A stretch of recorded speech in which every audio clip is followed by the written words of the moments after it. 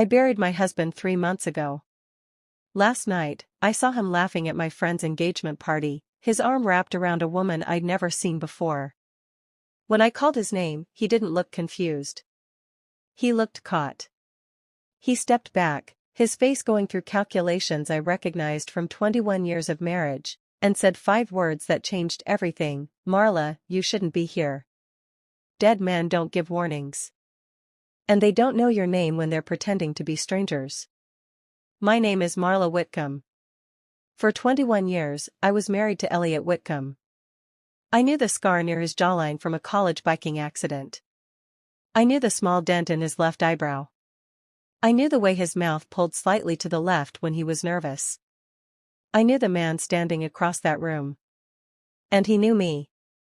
We met in downtown Chicago during a snowstorm when I was 24 and he was 28. Both of us standing in line at a coffee shop, the power flickering, running on generator backup. Someone joked that the coffee tasted like survival rations. Elliot laughed, this low, warm laugh that made strangers feel like old friends. When I tried to leave, the sidewalks were sheets of ice. Elliot offered to walk me home. You'll break your neck in those shoes, he said, smiling. I've got good boots and nothing but time. That walk turned into dinner at a dim sum place that was somehow still open. Dinner turned into weekends. Weekends turned into late-night conversations about cities and systems and the kind of life we wanted to build. We dated for 2 years before we got married. My mother had reservations.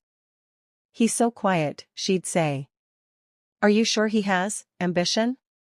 She didn't see what I saw, a man who believed in steady progress over loud performance. Someone who fixed broken systems quietly, who thought about the long game. Before I go further, I need to ask you something. If this story is hitting you the way it's hitting me, drop a comment below and let me know where you're listening from. I love seeing how far our community reaches across the world. And if you're not subscribed yet, please, do it now. Hit that subscribe button, leave a like, and share this story with someone who needs to hear it. Your support keeps these stories alive and helps me bring you the truth, no matter how dark it gets. Thank you for being here. We got married in 2002 at a small venue in Lincoln Park. Maybe 75 people. I wore an ivory dress I'd found on sale, simple and elegant. Elliot wore a charcoal suit that fit him perfectly because he'd saved for months to have it tailored. We couldn't afford the honeymoon we wanted, 2 weeks in Italy, but we took a long weekend and you haven't heard the whole story yet. Subscribe now